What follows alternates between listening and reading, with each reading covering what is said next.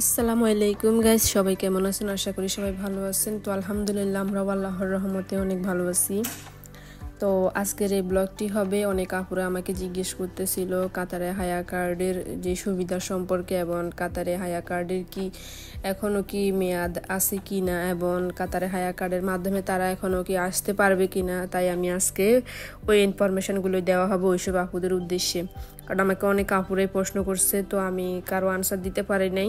তো অবশ্যই আমার ইউটিউব চ্যানেলের পাশে থাকলে সবাই প্রশ্ন করলে আমি আনসার দিব। সো আপুরা, কাতারে হায়া কার্ডে আপনার বন্ধু এবং পরিবার যে কেউ আপনারা আপনাদের হাজব্যান্ডদেরকে বললে আপনাদেরকে নিয়ে আসতে পারতো, কিন্তু দোহা কাতার স্বরাষ্ট্র মন্ত্রণালয় হায়া ভিসার মেয়াদ আপনার 24শে ফেব্রুয়ারি আপনার 2024 পর্যন্ত বাড়ানোর ঘোষণা দিয়েছিল। ওরা আপনার 20শে ডিসেম্বরে ঘোষণা দিয়েছিল।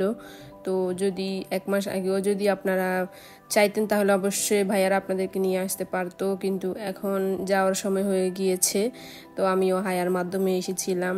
তো এখন আপনার 24শে ফেব্রুয়ারির আগেই আমাদেরকে এক্সিট হতে হবে, কাতার থেকে চলে যেতে হবে।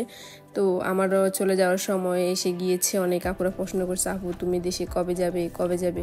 তো সবাই আশা করি এই আনসারটা এখানে পেয়ে গেছো। সো তোমরা আনসারটা পেয়েছো আশা করি। তো আমাদের আজকের এই ছোটোখাটো ব্লগটা এই পর্যন্ত ছিল। আর এটা হচ্ছে কর্নিশ পপুলার জায়গা যেটা কাতারের মধ্যে, ওইটাই।